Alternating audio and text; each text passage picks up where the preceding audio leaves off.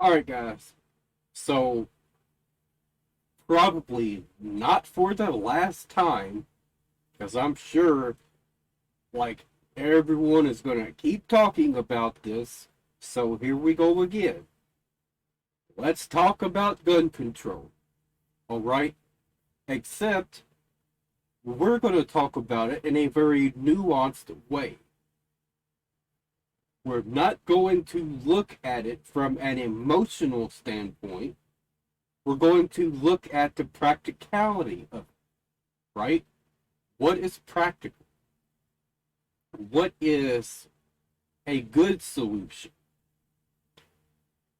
What is the outcome of gun control, right? That's what we're going to look at. I totally get and understand when people say we need to ban this gun, we need to ban that. I get it, right? They're coming from an emotional standpoint. This gun was used to hurt someone I care about. Let's get rid of that gun. What you have to understand is applying that same logic, right? I want to ban all Toyotas because my mom was in a car wreck. She got hit by a Toyota. So Toyotas are bad. We need to ban those. Those are dangerous. That logic doesn't hold up now, does it? That's essentially what you're talking about. Because you have to remember, it's not the car that was dangerous. It was the driver. The driver was responsible for operating that vehicle in a safe manner. They didn't do that. All right. So we can't blame the equipment for human malfunction. When a human being is demented like that and either drives recklessly or has an agenda to physically hurt people, say we ban all assault rifles, right? Does that take away assault rifles from the bad guys? No, it doesn't. They're still going to go on the street and buy whatever type of gun they want. As long as someone has it, they'll buy it. You know what I'm saying? So we're going to watch a little bit of this, and then I watched a reaction video to where they had a much better understanding of the problems, all right? And I don't know, I didn't watch their whole video, but I watched enough of it to see, like, they understand what the problems are. These guys wanting to ban certain weapons, it's absurd. Even if they ban all assault rifles or whatever else they want to ban, you're not going to take those weapons away from the bad guys. All right. Even if you could, there's other types of weapons they could use. So John here is going to try and prove a point as to why they should be banned. At least I believe that's what he's getting at. I didn't watch this whole video yet, but I watched most of it. And for everything I got out of it so far is he's saying these are extremely dangerous. No one needs these weapons. All right. I'm going to prove him wrong on that logic. That it is very popular in practice.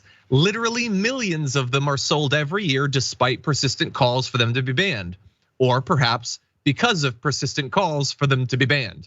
How many? Well, in 2020, there were apparently 24.4 million AR-15s in private circulation in the US, and that number is rising fast. Take a look at the number that were produced just for the US market, probably because there are not a lot of other countries where you'd be able to sell it other than America because of our lack of gun control. You can see that initially back into the 1990s, they were selling tens of thousands, but it really skyrocketed in the last decade plus. And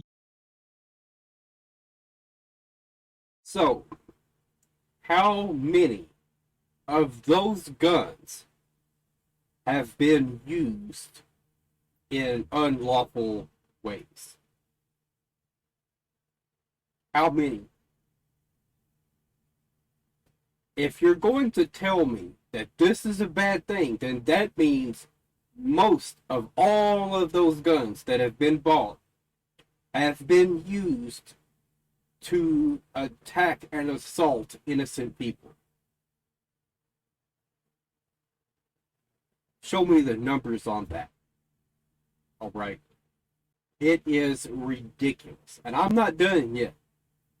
You can see that when you break down the actual timeline, many of the surges in sales of the AR-15, as well as a lot of other guns, is when there is mass gun violence. So someone uses a gun to kill a bunch of people, perhaps even uses an AR-15, that makes gun owners worried that guns are about to be banned, and they feel that because that's what Republican politicians and gun manufacturers tell them, that's what pundits tell them, so they go run to buy more guns, which produces what I've always felt is a very weird thing about America. The more the guns are used to kill people, the more you actually sell. Meaning that from the point of view of the manufacturer of these rifles, there's nothing better for business than their products being used to gun people down. It's not a causal relationship, but it is. I think without us being there to see their reactions to that kind of thing, we're not. We can't know that. All right. So I think it's just not okay to throw out those kind of accusations. All right. Because you have to remember, these types of weapons, our soldiers use them all the time. Yes, they are weapons of war, but they also save a lot of lives also. All right? Because a soldier who is not armed, very likely to not have very much of a future left. All right. So they save lives. Very simple. If I see a soldier with a firearm, especially one like that, I'm probably not going to start shooting at them unless I have a lot of backup. At least that's the way I look at it. You know what I'm saying? Is a curious relationship. And here's the thing, why does any of this matter? Why does it matter that there are 24 million of this specific type of gun out there? Well, there's a lot of concerns about their use for the sort of mass gun violence that I've been talking about.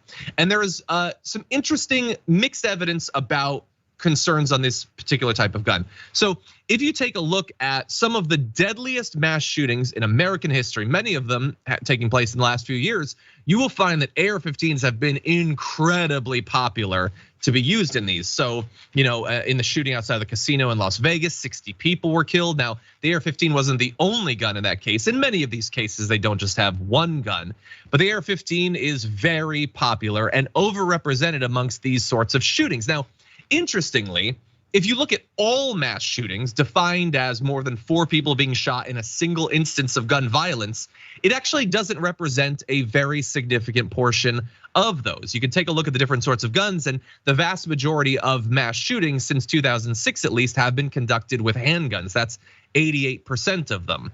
Now, people sometimes use more than one gun, so these numbers get a little bit slippery in that way. But you will see that a lot of these sorts of mass violence are conducted with handguns. Now, I don't find that to be the most compelling. All of this is about definition, really, at the end of the day. What is a mass shooting? Well, as I said, it's generally defined as more than 4 people being shot. But that's an arbitrary distinction. We try to use the 4-person threshold so that you're not counting just one person being shot as a mass shooting. It's still a tragedy, but it's not a mass shooting. But you could have different levels of classification. You could have a mass shooting being 4 and a massacre being 10 people being killed or 20 people being killed. And then you would see a very different distribution of guns, because you can shoot 4 people with a handgun, but can you kill 60 people with a handgun? Unless you're John Wick, your odds are pretty low. If you want to kill a lot of people, then you're gonna go for a gun that has been designed to do that. And we've seen that in history, that is what ends up getting done. And so not a huge percentage of all the mass shootings, but very overrepresented in the most devastating mass shootings. So you might ask, although I've sort of given the answer, why are AR-15s so popular amongst mass shooters? And there's actually a couple of compelling explanations as to that. So when you talk. So how about I throw a wrench into your theory? All right. As you say, if you want to do the most amount of damage, having one of these types of weapons is going to be a good choice, a solid choice. All right. So doesn't that mean if I had my choice, right? Say I'm an innocent bystander, but I'm armed. But a bad guy rolls up thinking he's getting ready to be the next mass shooter, right? Now, is it better for me to only have a pistol because everything else has been banned when he has a fully automatic assault rifle? Is that what we want? I mean, sure, if I see what's happening and have enough time to get a shot off before he ever gets a chance to pull his gun out, then sure, I have a good chance. But if his gun is already out and I didn't see what was happening and now it's too late, we're not going to have much of a chance. By the time I would squeeze off a round, he's already lighting us up. All right. But by that same logic that he just threw out there, I would want to have something that could do a lot of damage very quickly to shut that assailant down. I would want it to be a fair fight. You fight fire with fire. You don't fight fire with staplers. It's just that simple. The bad guys are going to have what they have no matter what. There's nothing we can do about that. So their response is, let's ban these guns. Let's take the assault rifle away from me so that I only have a pistol now, right? Whereas I could have had an assault rifle and been able to deal with that assailant in a much more effective manner, right? I would much rather have 20 million of these types of guns in the hands of people who would see an assailant like that and take care of it. You know what I'm saying? That's our best option. That's the only option that's actually going to work. Do you see what I'm advocating for here? More powerful weapons in the hands of good people. Right? Not less. If you are banning all the powerful weapons, you're taking powerful weapons away from good people and making their options less. Because good law-abiding citizens aren't going to go and buy them off the street illegally. Right? That's a threshold that type of person would not want to go against. They have better things to do than to worry about going and illegally purchasing something like that, getting in trouble, and going to jail. Right?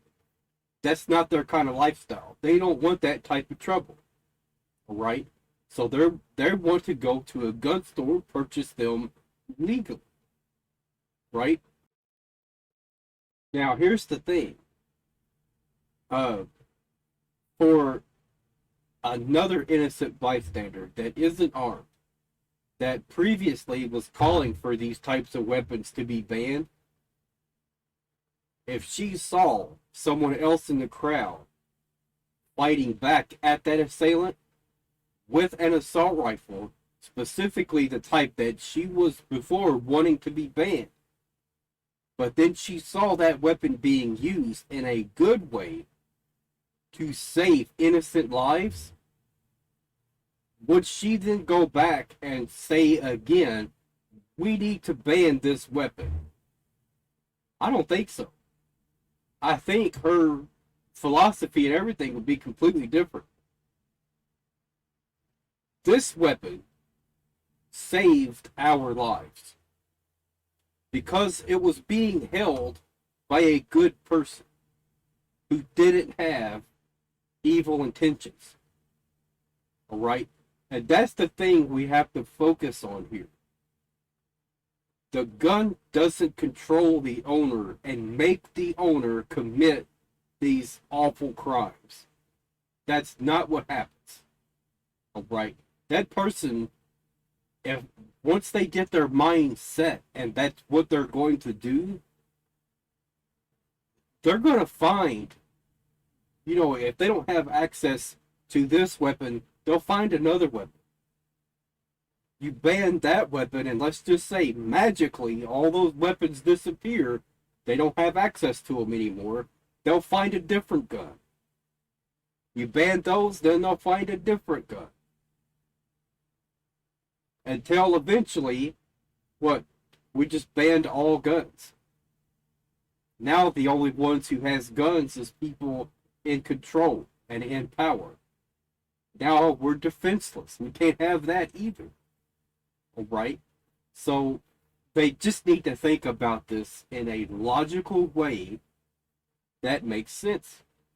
So I don't know about you, but if I was ever in that situation, I would hope a good person on our side has a strong and powerful enough weapon to handle any assailant very quickly.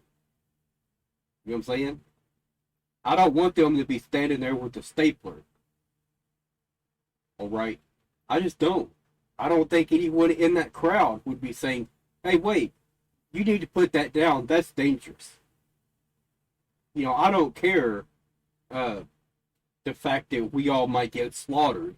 That's dangerous. Put that away. I don't think so. They're going to be saying, pick that up. Does anyone else have any other assault rifles? We all need assault rifles so we can deal with this huge threat that's coming our way. You know what I'm saying? Ain't nobody going to be hollering, we need to ban these assault rifles now. No. They're going to be clinging to those assault rifles because they would know these assault rifles is something that could change the whole dynamic here. They could save our lives. All right. So he's getting ready to show a demonstration to supposedly show why they should be banned. All right.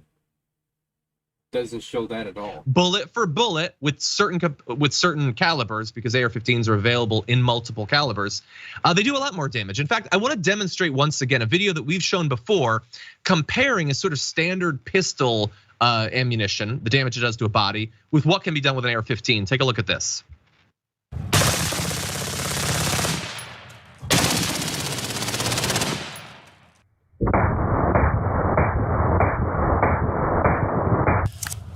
Look at all that. Look at that big. So here's the problem. Whenever he shows that, he's only thinking of the ballistics being innocent people. I don't see it that way. I think of that ballistics as being an active gunman. Because the other people who would be in a position to stop that gunman before he gets a chance to hurt anybody, that's what's happening to the gunman.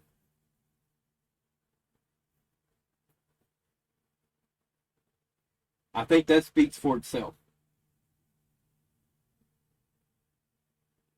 The answer is not less guns. It is more guns. And obviously, most of the people who are buying guns legitimately are law-abiding citizens. That's just a fact. You know, I guess there could be some cases of someone who just doesn't understand the way things work. Really needs one for a crime he's about to do, and he makes a dumb decision and gets one from a gun store. But how often does that really happen? All right. Most of the people who have them legitimately, it is either for hunting or self-defense or home defense or whatever else. All right. At least that's my take on it. Maybe I'm wrong. Maybe most of the guns that are bought at gun stores, people are using them to commit crimes with them. But even if that's the case, you can't punish someone for something they haven't done yet. All right? It just doesn't work that way. So just because, a certain weapon is more dangerous than others doesn't give the government the right to say, no one can have these. You just can't have these. They're too dangerous. We already have them. The bad guys have them. So at a certain point, is the government going to tell us, well, you're just going to have a staple. So you're going to have to make those staples count. Because the assailant's not going to have a stapler. He's going to have whatever he can find. But you, because you won't break the law, you're now severely hindered. That's not okay. Right. What you also have to realize, going by the Second Amendment and what it says, the right of the people to keep and bear arms shall not be infringed. It does not list out any exceptions. It does not say if you've been convicted of a felony, then you lose this right. It doesn't say that. So I would still like to see how that law is written, right? But it goes against the Constitution. I'd like to see how that comes to be. I'd like to have that explained. All right. Because it doesn't make sense to me. I understand the thought behind it, right? If you're an armed bank robber, right, and you get in trouble and get caught, you do years and years in prison. Get out, you go rob another bank, right? And you just keep doing that same cycle over and over again. At a certain point, are we ever going to look at that person and say, you know what? We're not going to allow you to have weapons anymore. We're just not. Like, you're too much of a risk to society, right? But when we do that, then they'll just go on the street and buy them. They'll just go somewhere else and say, hey, I need this type of weapon. There you go. It's not stopping them, all right? But it would stop the law-abiding citizens, and that's what it's really about. And like I said, we're going to take a nuanced approach here, all right? So that's the first issue, is that we don't need to be banning the more powerful weapons. We need good people to have powerful weapons, all right? That's going to help them save their lives as long as other people that is around them. They can save their lives as well if they have a powerful enough weapon, all right? So then another question is, okay, how do we cut down on these mass shootings, right? Poverty. So we have to look at all contributing factors that leads to it. Poverty, drug addiction, you know, all kinds of problems in a specific neighborhood, a specific town, wherever it is. If you're looking for the problems and start helping people, so basically, they just need to try and help people more, all right? And stop throwing people in jail every single time they get in trouble, all right? That is what's causing a lot of these problems. That's just my opinion. I could be wrong. Maybe that's the best thing for society. I don't think it is. I think when it comes to certain types of crimes, for sure, that might be the best way to go. So I think what it really boils down to, we need to do a lot more to help people. That's it. So now let's go watch a much better take on this whole issue. All right. So this video is coming from 𝕒𝕤𝕜. Hopefully I pronounced your names right. Yeah. Hey man, so this popped up, man. You know, like I said, I mean, we love watching Colin's 2A content. We said that before, but on this one, he was talking about how Michelle Obama says we're the only country with unfederated access to guns, and it's not a good thing. And I want to see how he debunks that, because anything that's said over on that left side, it's always debunked. It's always not the truth. You get what I'm saying? Unfederated. What does that mean? Like unlimited, with no restrictions on the Okay. weapons. All right. It's unfederated with you in. Okay. There we go. All right, let's get it. Federated. So, the former First Lady Michelle Obama joined CBS Morning co-host Gayle King and had this to say about guns in America. We are the only developed country on the planet where its citizens can have unfettered access to firearms. That is not a good thing. After watching this video, I want to put some things into perspective, piece by piece. Do you think that we can ever figure out a way to reconcile gun violence in this country? Because it does keep me up. The reason we haven't been able to reconcile gun violence in this country is because you don't have the conversation honestly. Therefore, we never actually get to the root cause of the issue. First of all, you're looking for a quick and simple solution to what are complex issues. There are various forms of gun violence, and each happen for different reasons. Self-inflicted gun. Exactly.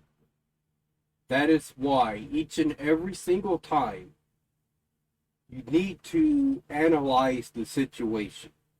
Figure out what drove that person to do that, and ask the question, can we stop someone else from following in your footsteps? All right? Just thinking about this in a logical way. What if there's a school that has teachers that are picking on students, that are, making them do things that's not okay, all right? And it's creating psychopaths. They're being, programmed to see the world differently. They're being brainwashed, right? Shouldn't we investigate and ask the question, what drove this person to do that? And at least try to understand? Because maybe it could lead us to that school and figure out we have a much bigger problem here than just a madman went crazy. All right? Because now we have a reason. This school, the whole school is at fault. Well, he's at fault too, because he's the one that ultimately pulled the trigger. All right? But there's other people at fault as well. So that's another dynamic that we need to address as well. Like you said, this is a very complex issue. It's not something we could just snap our fingers and go, oh, that's the solution. No. You know, this is a ever-evolving scenario, right? The dynamics are always changing. It's always different people doing it for different reasons. And that's why we need to analyze these things and figure out what's the problem. How can we fix the problem, right? Can we stop the next person from following in your footsteps? Violence is by far the most frequent form of gun violence, which is a mental health issue, not a gun issue. If guns were the issue, we'd have the highest rates, but we're not even in the top 10. Then there are actual gun murders.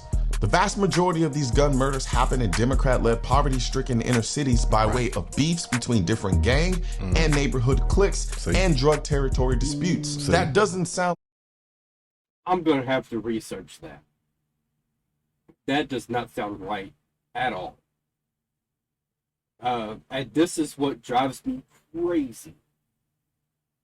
It always goes back to, it's the Democrats, it's the Democrats, it's all their fault. The Republican-run states, those are totally fine. Like, there's no crime there whatsoever. Really? Really want to push that agenda? And what is it that these supposedly Democrat mayors or governors or whoever it is, what is it about them that's causing these issues? What are they doing different compared to their Republican counterparts?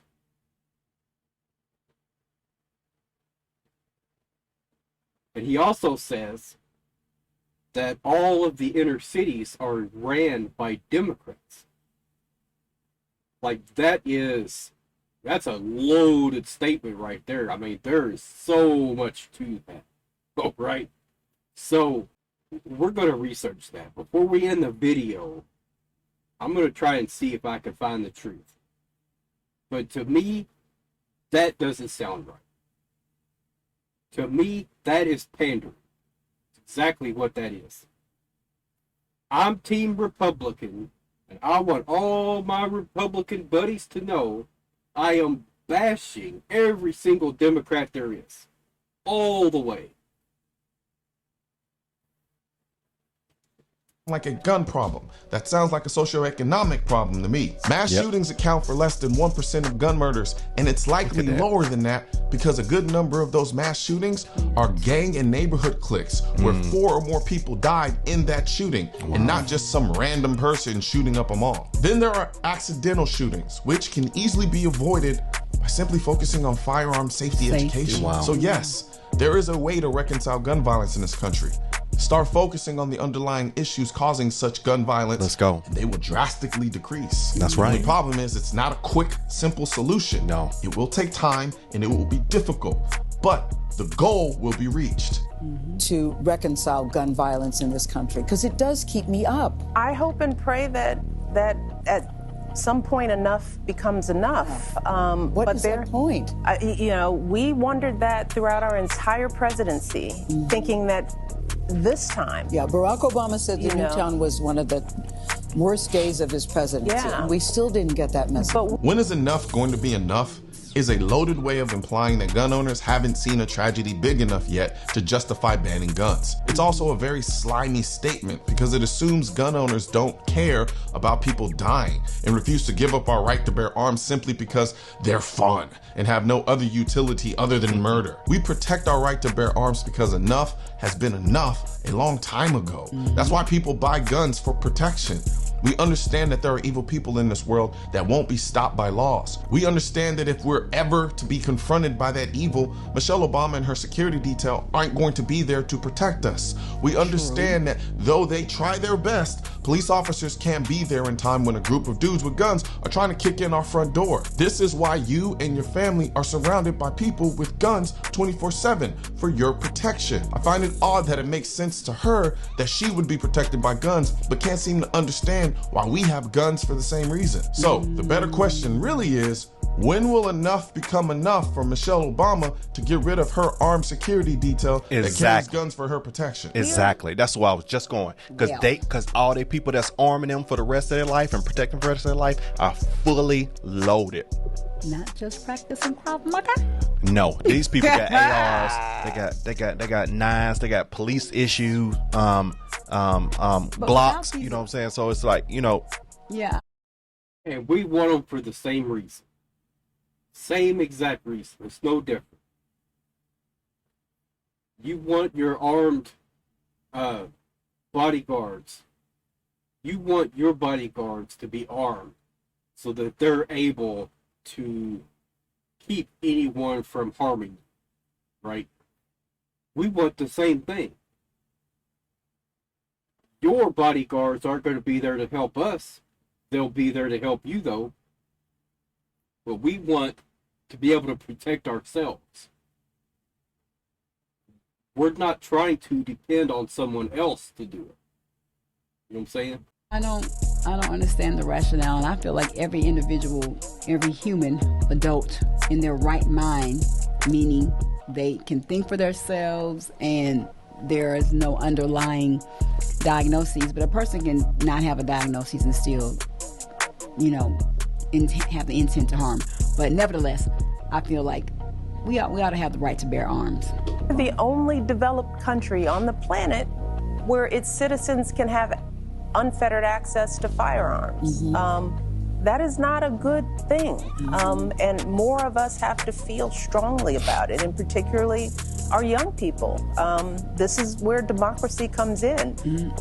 Voting, all this stuff is decided in the ballot box. Michelle, we are the freest nation in the world because American citizens have the access we have to guns. You are a political elite. Of course you don't think it's a good thing. I'm sorry that you had to be the political elite of a country whose founding fathers wrote a document protecting our individual rights and treated its citizens like free people instead of servants to be ruled over. And speaking of unfettered access to guns, ma'am, you are surrounded by men with machine guns 24/7. You have more access to guns than anyone else in this country. I don't have machine guns for my protection, yet you do. She says Americans having unfettered access to guns is a bad thing and more of us should feel strongly about it. I disagree. But this doesn't surprise me considering this is what the U.S. attorney during her husband's administration said about guns. I've also asked the school board to make a part of every day some kind of anti-violence, anti-gun message. Every day, every school, at every level.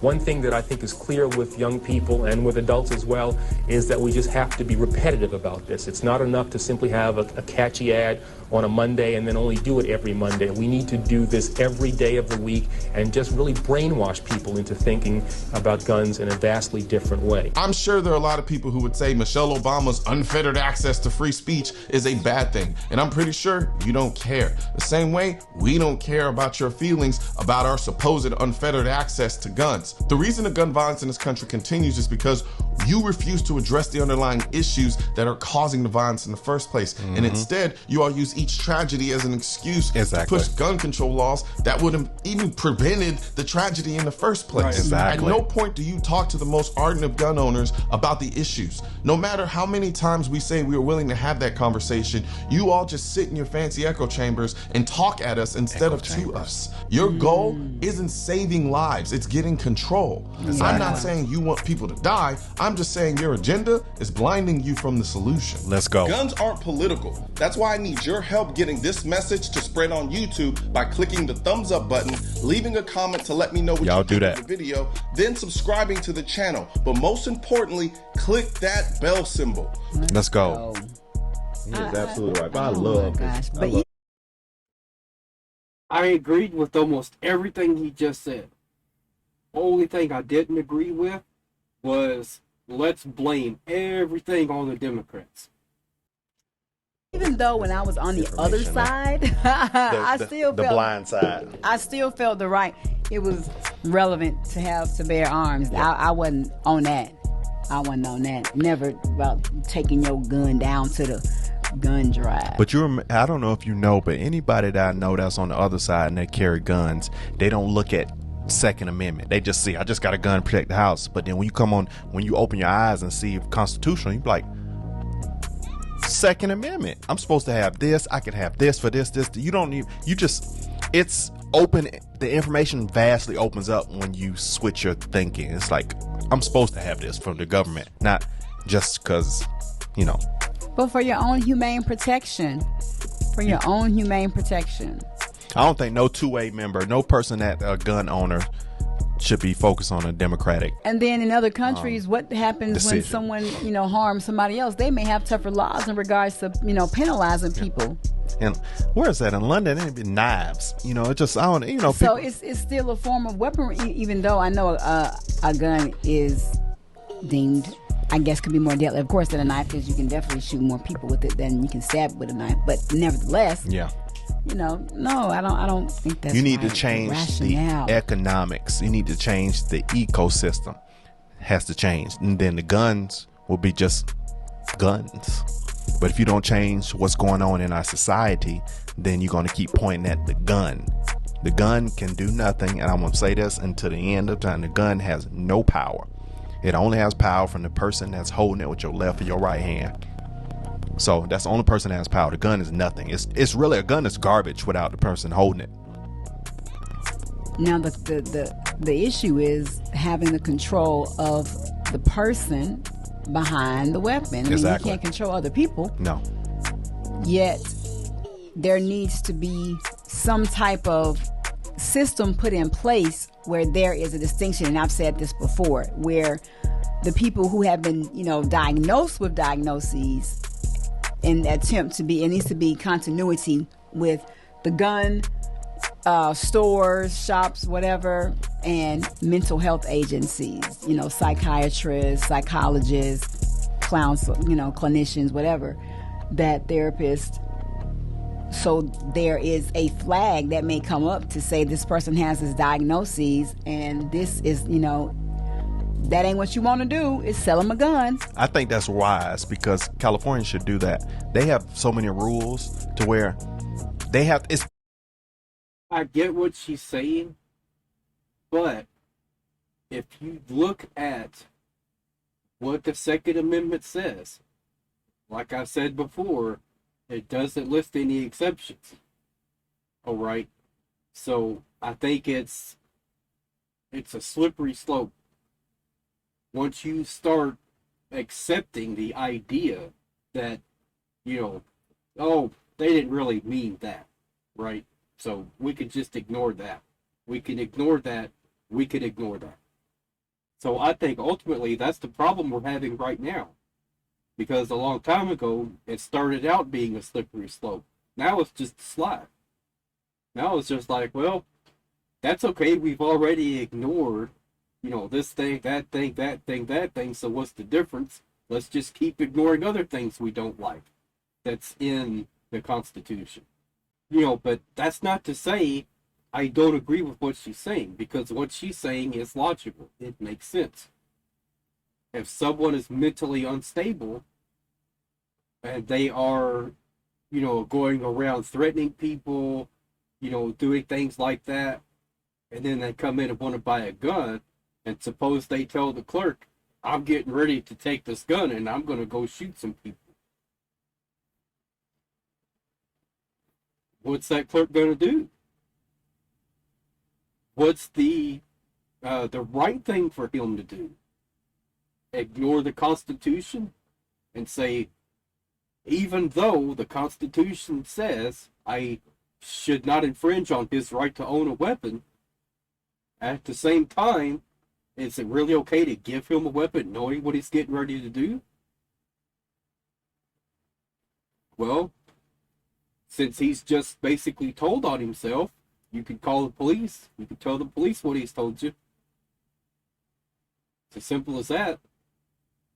You could tell the police, according to the Constitution, I have to give this man a weapon.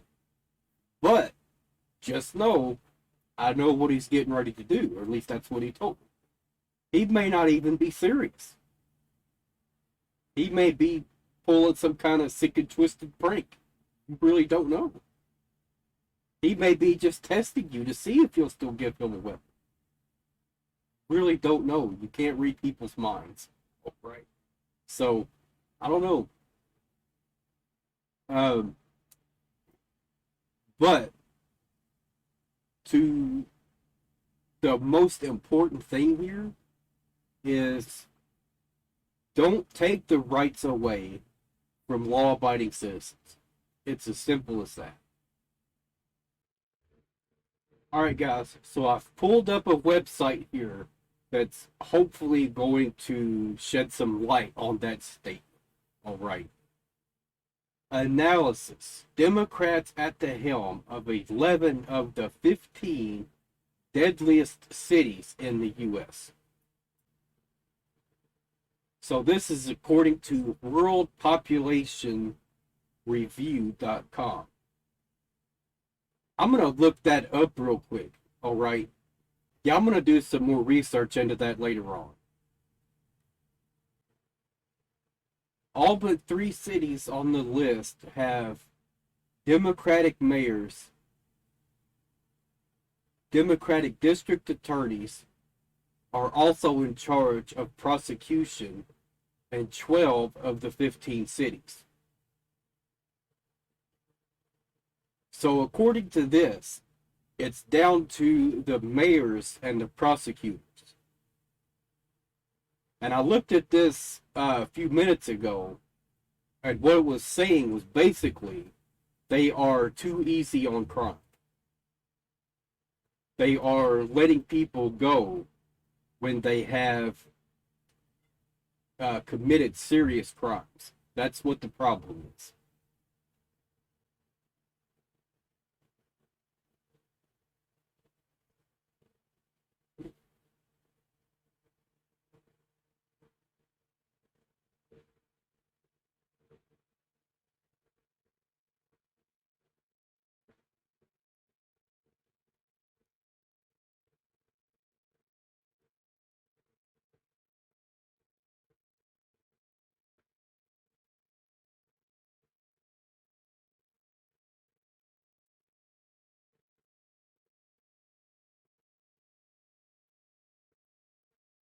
Cook County 3.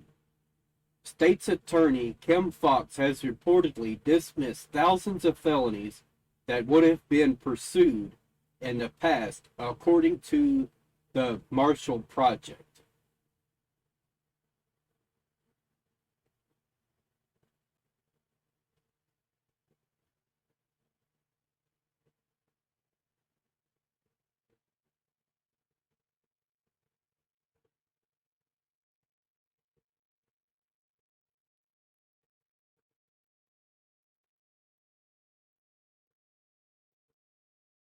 Progressive mayor of Chicago, Lori Lightfoot, warned the city could descend into chaos after Fox declined to prosecute gang members involved in deadly shootouts.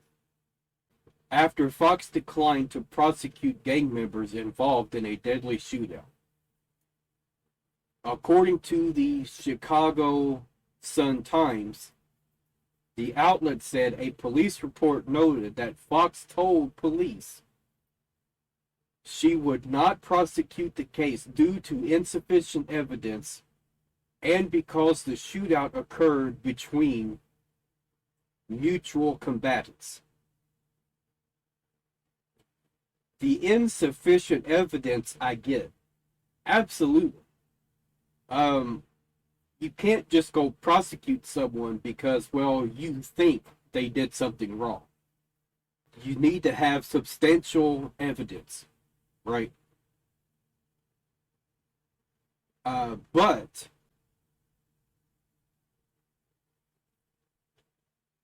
you know, then the other thing, because it occurred between mutual combatants, that doesn't make any sense. All right. It's still a crime.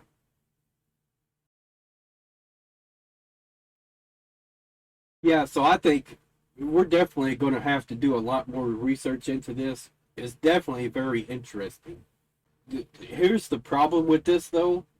I am extremely skeptical about reading articles like this. All right? Because I don't know anything about the sources. I don't know anything about the source, the person who wrote this article, the articles that he's bringing into this, the Marshall Project, Chicago Sun-Times, St. Louis Post-Dispatch. I don't know anything about any of those groups.